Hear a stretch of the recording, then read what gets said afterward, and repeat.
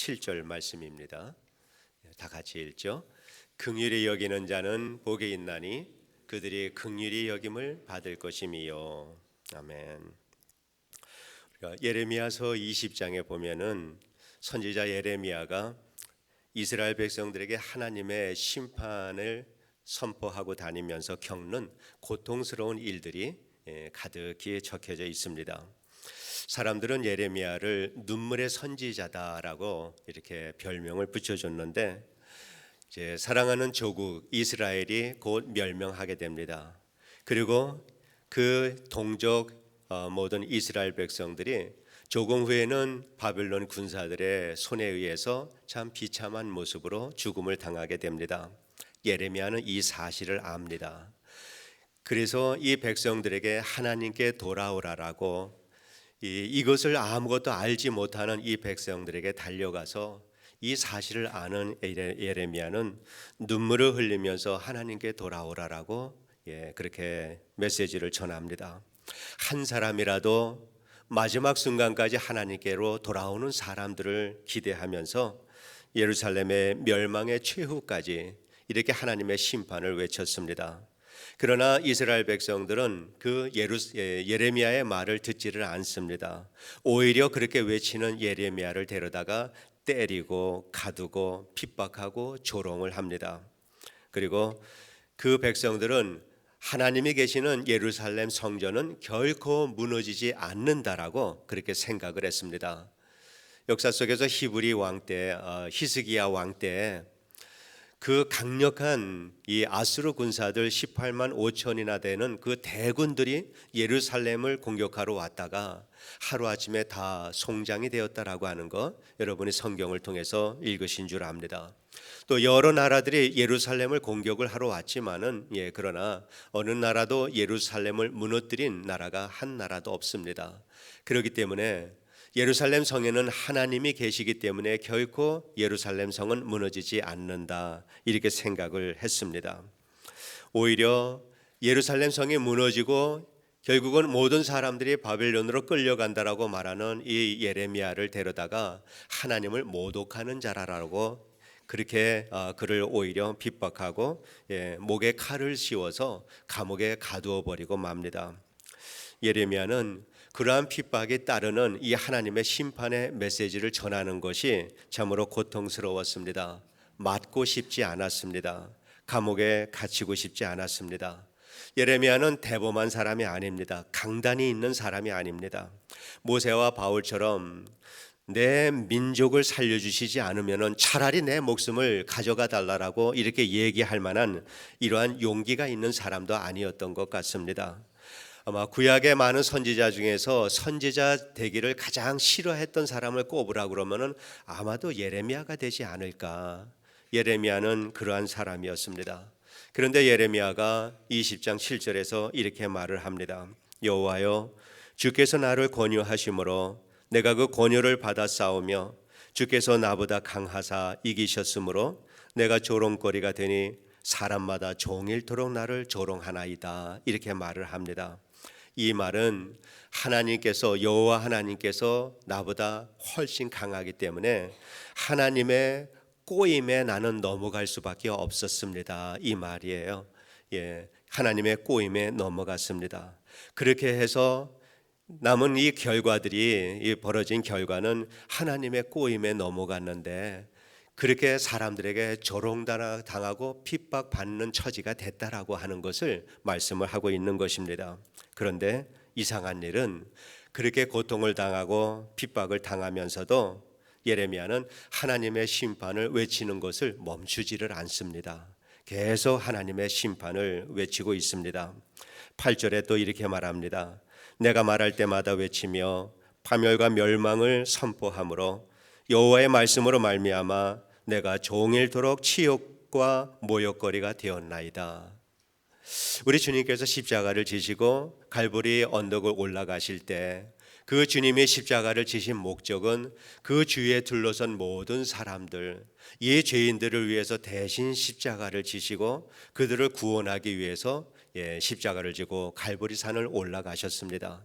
그런데 그 주님의 주님을 바라보는 사람들은 주님을 욕하고 핍박하고 침뱉고 때리고, 예레미야의 이 핍박받는 모습을 통해서 갈보리 십자가를 오르시는 우리 주님의 모습의 그림자를 예레미야를 통해서 볼 수가 있습니다. 그리고 9절에는 위대한 선지자의 고백이 나옵니다. 내가 다시는 여호와를 선포하지 아니하며 그의 이름으로 말하지 아니하리라 하면 나의 마음이 불붙는 것 같아서 골수에 사무치니 답답하여 견딜 수 없나이다. 하나님을 떠나서 이제는 코앞에 이스라엘 민족의 마지막 순간이, 최후의 날이 다가오는데, 그 날을 바라보면서 그 날이 다가오는 것을 알지 못하고 여전히 평화롭게 살고 있는 그 많은 백성들을 바라보는 이 예레미야의 이 심정은, 그 사람들이 핍박을 하던 안 하던 조롱을 하던 관계없이 하나님의 마지막 심판을 외칠 수밖에 없었습니다. 심판을 외칠 때 받는 그 핍박의 이러한 마음, 그래서 이제는 내가 하지 않겠다, 내가 이제 하나님의 심판을 내가 외치지 않겠다라고 이 마음을 다잡으면은, 외치지 않을 때는 그 마음이 불붙는 것 같아서 골수에 사무쳐서 견딜 수가 없다라고 이렇게 예레미야가 고백을 하고 있습니다. 히브리어로 불붙는 것 같은 마음을 단어를 찾아보면은 긍휼함이라고 하는 말과 같은 단어를 사용을 합니다. 그런데 이 예레미야는 왜 그렇게 할 수 있었을까? 어떻게 그렇게 할 수 있었을까? 동족을 사랑해서 그랬을까? 아니면 죽음을 향해서 달려가는 안타까운 백성들 때문에 그럴 수밖에 없었을까? 아닌 것 같아요. 예레미야는 그 마지막 하나님의 심판을 전하고 싶지 않았습니다. 도망치고 싶은 마음이었습니다. 그렇다 그러면은 그의 마음 속에서 백성들을 바라보면서 불붙는 것 같은 이 마음은 예레미야의 마음이 아니라 백성들을 구원하기 원하시는 우리의 아버지 하나님의 마음이다라고 하는 것을 우리는 알 수가 있습니다.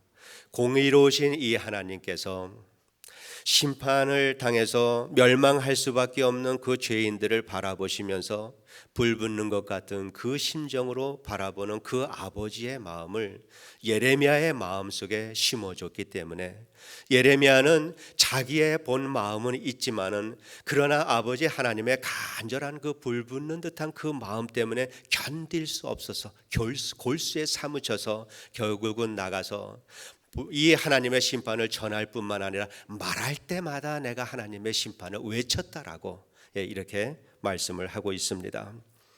긍휼이다라고 하는 이 사전을 찾아보면은 사전적인 의미는 불쌍히 여겨 돌보는 것, 이렇게 긍휼을 말하고 있습니다. 그러나 이것은 세상 사람들이 말하는 긍휼입니다. 우리는 긍휼이다라고 하는 이 단어의 의미를 사전에서 찾을 것이 아니라 우리를 위해서 행하신 하나님의 행동 속에서 우리는 긍휼이다라고 하는 의미를 찾아야 합니다.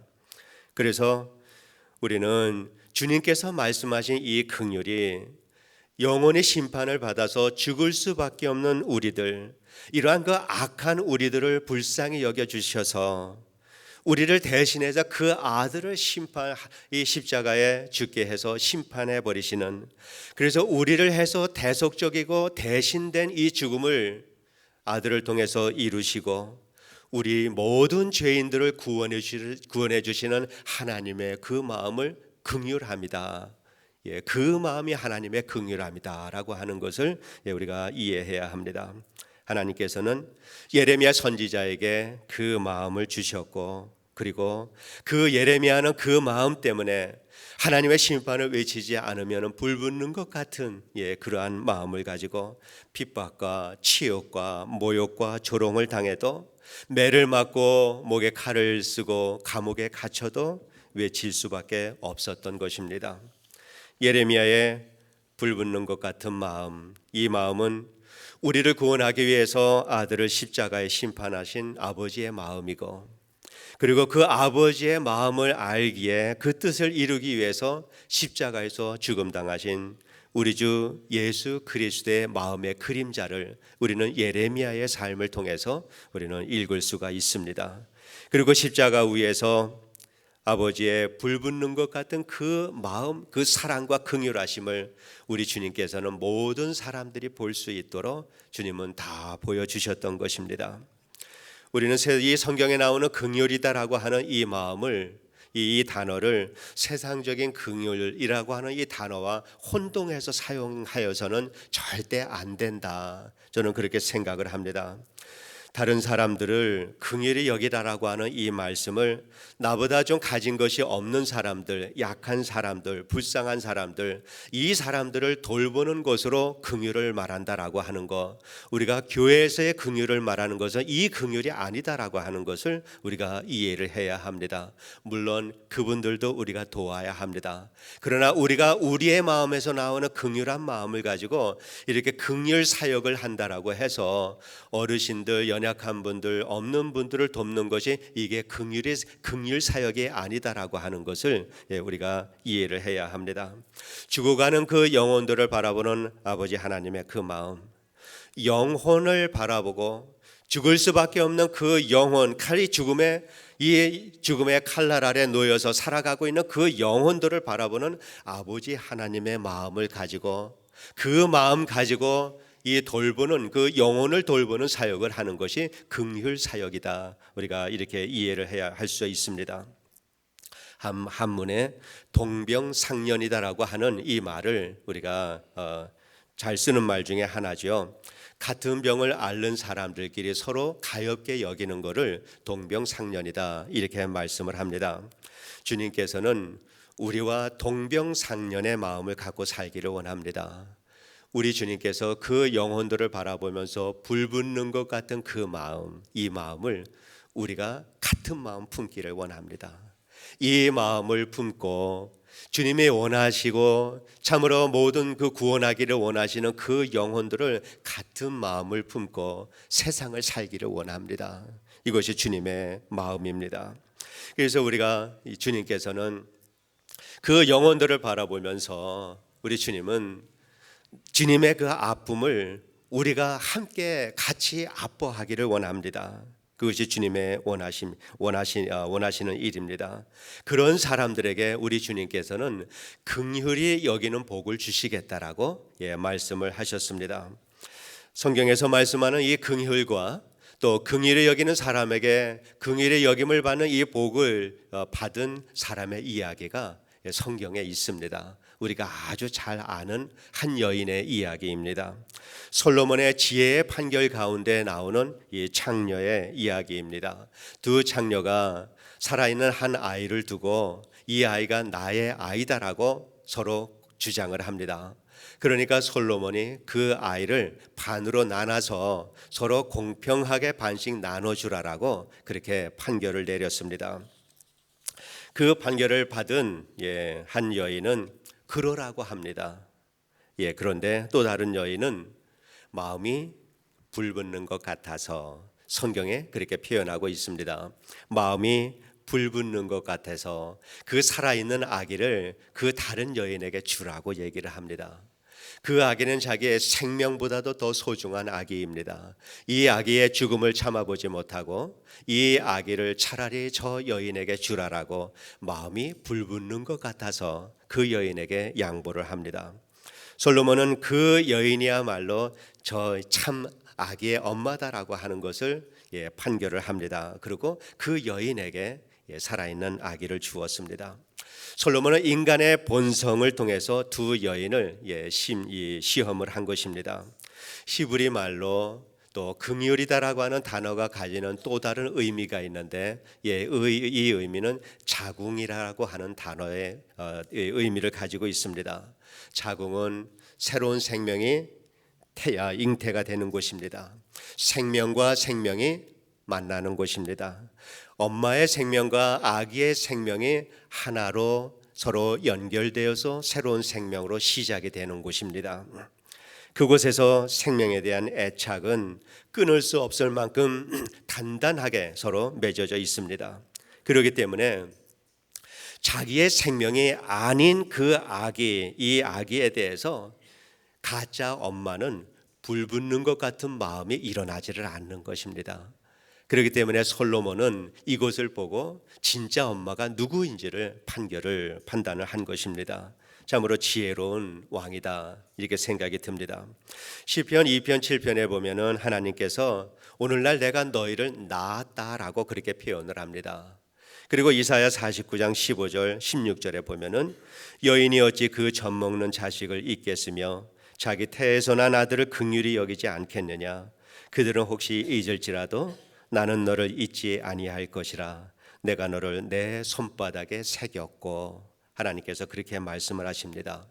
이 아기를 바라보면서 불붙는 것 같은 마음을 가지고 아기를 바라보는 이 엄마도 때로는 그 아기를 잊을 수 있다라고 하는 것입니다.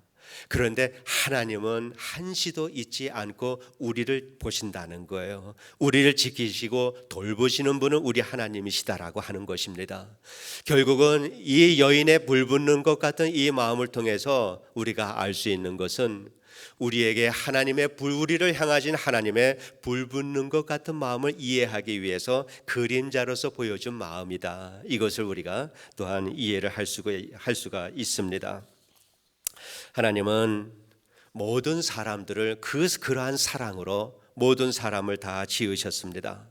하나님께서 완전하고 전능하신 하나님이신 것은 어느 한 사람 빠짐없이 동등하고 완전한 관계 속에서 우리 모두를 지으셨다라고 하는 사실입니다.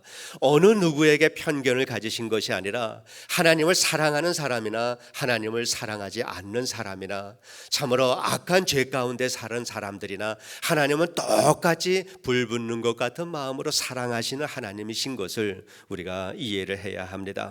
세상에는 한 사람도 하나님이 만들지 않은 사람이 없습니다. 모든 사람이 하나님이 만드셨고 모든 사람이 하나님의 긍휼하심 속에서 하나님의 자궁을 통해서 태어난 사람들이다. 우리가 그렇게 이해를 해야 합니다. 그래서 하나님과 우리는 하나로 연결되어 있습니다. 그리고 그 안에서 모든 사람들이 다 하나님 안에서 우리 하나가 다 연결되어 있습니다. 우리 주님께서는 그렇게 우리를 위해서 기도하시기를 아버지 하나님과 내가 하나인 것처럼 이들도 하나 되게 해달라고, 예수 그리스도 안에서 하나 되게 해달라고, 그리고 하나가 될 수 있도록 우리 주님께서는 십자가에 달려 돌아가시고, 그리고 그분이 우리 안에 들어오셔서 세상의 모든 사람들을 한 자궁에서 태어난 하나님의 백성으로 형제와 자매로 삼아서 이 사람들에게 복음을 전하라고 우리들을 세상 끝까지 하나님께서 보내주셨습니다. 우리 주님께서는 우리를 나가라고 하십니다. 우리 주님께서는 우리의 그 형제와 자매등 그 모든 사람들을 보면서 너희도 내가 너희를 그 불붙는 것 같은 사랑으로 너희를 구원한 것처럼 너희가 그 마음 가지고 세상에 나가서 저들에게 복음을 외치라라고 우리에게 하나님께서는 우리를 구원해 주시고 우리를 세상으로 보내주셨습니다. 예레미야 같이 세상 사람들 그 민족을 바라보면서 불붙는 것 같은 그 마음을 가지고 그들이 핍박을 하든 욕을 하든 조롱을 하든 하나님의 이 심판의 메시지를 전했던 것처럼 하나님께서는 우리에게 이 세상에 나가서 우리가 그 복음을 전하면서 핍박을 받든 조롱을 받든 어떠한 일을 당한다 하더라도 나가서 불붙는 것 같은 그 심정 가지고 너희도 나가서 전하라라고 하는 이것이 우리 주님의 소원입니다. 예레미야처럼 온 세상에 다니면서 그렇게 핍박을 받으면서도 눈물 흘리면서 저들을 불쌍히 여기며 복음을 전한 것처럼 우리 주님께서는 오늘도 예레미야와 같은 그 마음을 가지고 그 불붙는 것 같은 마음을 가지고 우리에게 너희도 세상에 울고 다니면서 세상을 위해서 우는 울보가 되라라고 주님께서는 우리를 세상에 보내주신 줄을 압니다. 그래서 우리의 눈에서는 주님의 눈물이 있어야 합니다. 우리가 주님을 정말로 우리가 주님을 사랑한다면은 주님의 눈물이 우리의 눈 속에 있어야 될 줄로 믿습니다. 140년 전에 미국 동부에서 복음을 전하던 아주 그 시대에 유명했던 찰리 피니 목사님이라고 하는 분이 계십니다. 이 목사님께서는 매일 큰 거리에 나가서 수없이 많은 사람들을 지나다니는 사람들을 보면서 그렇게 온종일 울었다고 그럽니다. 그 사람들의 얼굴을 보니까 이제 하나님의 심판의 그 마지막 심판의 칼날은 이미 놓여져 있는데 그것을 알지 못하고 행복하게 아무것도 모르고 살아가는 지나가고 다니는 이 사람들의 얼굴을 보면서 그 영혼들이 너무나 불쌍해서 그렇게 울면서 그들에게 복음을 전했다라고 그러한 이야기를 들은 적이 있습니다. 우리에게도 그 아픈 긍휼의 마음이 있게 되기를 원합니다. 주님께서 예레미야에게 참 원치 않는 예레미야의 마음이었지만은 그 마음에 하나님께서 꼬드겨서 그 마음을 하나님께서 주신 것처럼 우리 아버지 하나님께서 우리의 마음 속에서도 그 마음을 주실 수 있게 되기를 원합니다. 우리도 그 영혼들을 바라보면서 불붙는 것 같은 긍휼한 마음이 우리 안에서도 일어날 수 있게 되기를 진심으로 원합니다. 주님께서는 긍휼히 여기는 자는 긍휼히 여김을 받는 복을 받을 것이다 라고 그렇게 말씀을 하셨는데 과연 그 복은 어떤 복일까? 아주 쉽게 우리가 찾을 수 있는 그러한 예가 있습니다. 조금 전에 말씀드린 창녀의 진짜 어머니의 그 모습입니다. 그 아기를 포기했던 아기를 다시 찾았을 때 그 기쁨, 이것이 그 아기를 불붙는 것 같은 마음으로 사랑했던 어머니에게 주시는, 긍휼히 여기는 자에게 주시는 하나님의 축복입니다. 그것이 하나님의 축복입니다. 그 기쁨을 재물로 바꿀 수 있겠습니까? 명예로 바꿀 수 있겠습니까? 그 기쁨은 인생 최고의 기쁨입니다. 그러나 주님께서 말씀하시는 그 복이라고 하는 것은 여전히 그러한 기쁨조차도 하나의 그림자가 될 만큼 완전한 기쁨을 우리에게 주신다라고 하는 그것을 우리가 이해를 해야 합니다. 하나님의 마음으로 긍휼히 여기는 사람, 이 사람은 긍휼히 여기는 그 마음에 하늘에 우리가 이해할 수 없을 만큼 너무나 좋은 것으로 위로와 기쁨으로 우리에게 채워주실 줄 믿습니다. 현대교회는 긍휼함을 많이 잃어버렸습니다. 교회에서 긍휼함이 마르니까 하나님의 긍휼함의 복을 받는 교회들이 이 현대교회에서 점점 적어지고 있는 것입니다. 그래서 긍휼함의 복을 잃게 되니까 교회 속에서 참 기쁨이 사라지기 시작을 합니다. 교회가 강박해지고 교회가 세속화되어지고 이것이 오늘날 우리가 보는 교회들의 모습입니다. 시편에서 기자가 말합니다. 울며 씨를 뿌리러 나가는 자는 기쁨의 단을 안고 돌아오리다라고 그렇게 말씀을 했습니다. 울며 씨를 뿌리는 자, 불붙는 것 같은 마음으로 긍휼한 마음으로 복음의 씨를 뿌리는 자는 기쁨의 단을 안고 돌아오리다라고 하는 이 말씀입니다. 교회가 세상에 눈물로 씨앗을 뿌리면은 교회가 살고 세상이 삽니다. 주님의 긍휼하심으로 세상을 바라보며 울 수 있는 사람은 세상의 핍박 두려워하지 않습니다. 조롱을 당해도 어떠한 모욕을 당한다 하더라도 견디어낼 수 있고 참아낼 수 있습니다. 오히려 그렇게 핍박하고 조롱하는 사람들을 불쌍히 여기고 눈물로 기도할 수 있는 이러한 마음을 주님께서 우리에게 주실 것입니다. 지금은 시대는 예레미야가 살았던 그 시대만큼 오늘날의 시대는 여전히 어둡고 죄로 가득한 세상인데 오늘날에 예레미야의 눈물을 가지고 복음을 전하는 사람들의 숫자는 참 보기 어려운 것이 오늘날 현대교회의 모습입니다. 그러나 우리 주님, 우리 마음속에 계시는 그 주님은 그때 주님과 조금 더 다르지 않는 똑같은 주님이십니다.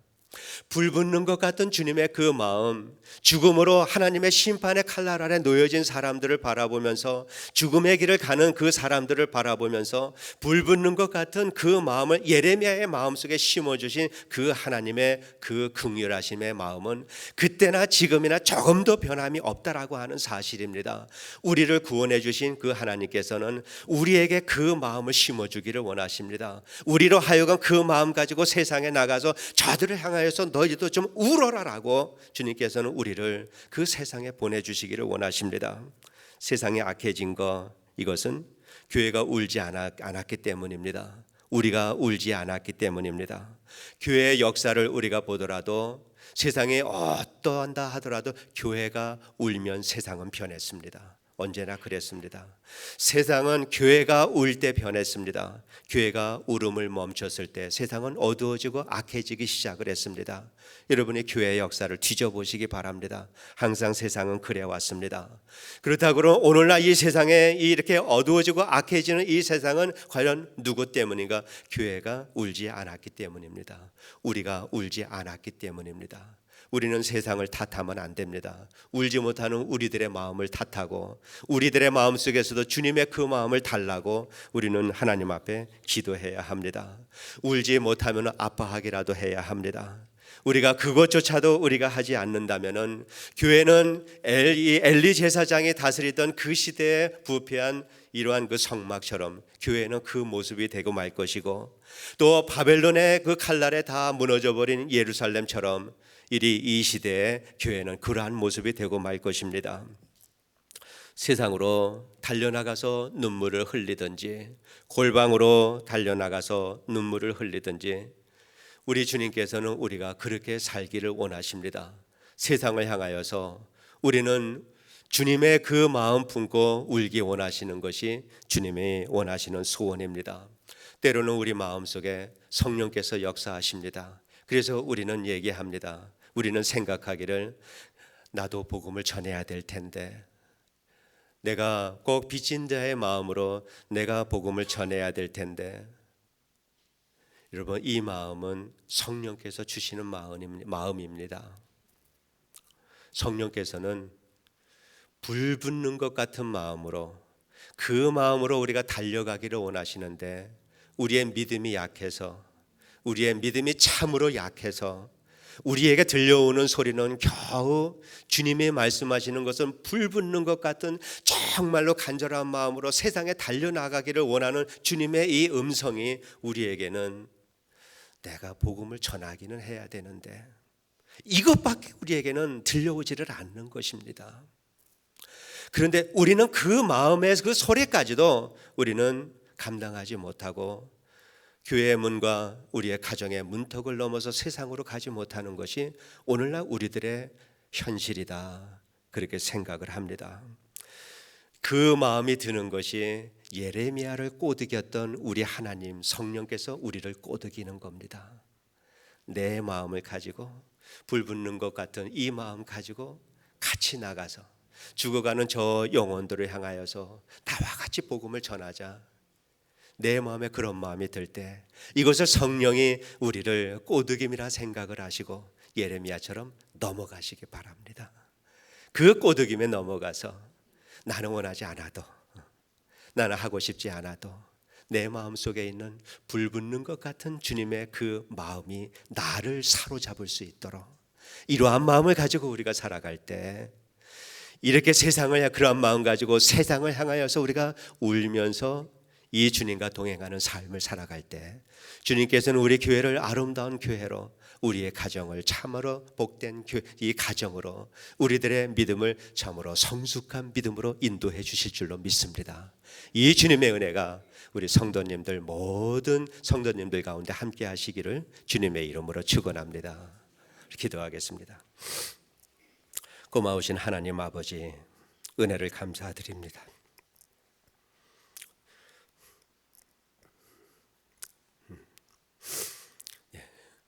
주님의 불 붙는 것 같은 마음 때문에 우리는 구원받았음에도 불구하고 그 마음 품지 못하고 세상을 향하여서는 벙어리가 된 채 살아가는 우리들의 연약한 믿음을 용서하여 주시옵소서. 예레미야가 듣고 순종했던 그 하나님의 그 마음이 이제는 우리에게도 있게 하여 주시옵소서. 주님의 마음 품고 세상을 향하여서 우리 교회가 눈물을 흘리게 하여 주시옵시고, 죽어가는 영혼을 불쌍히 여기는 그 마음 우리에게도 심어 주시옵소서. 그 마음이, 그 주님의 아파하는 마음이 내 안의 아픔으로 느껴지지 않아서 그것이 우리들의 아픔이 될 수 있도록 주님의 아픔을 품기를 소원하는 주의 종들 되게 하여 주시옵소서. 예수님 이름으로 기도드리옵나이다. 아멘. 우리 다 같이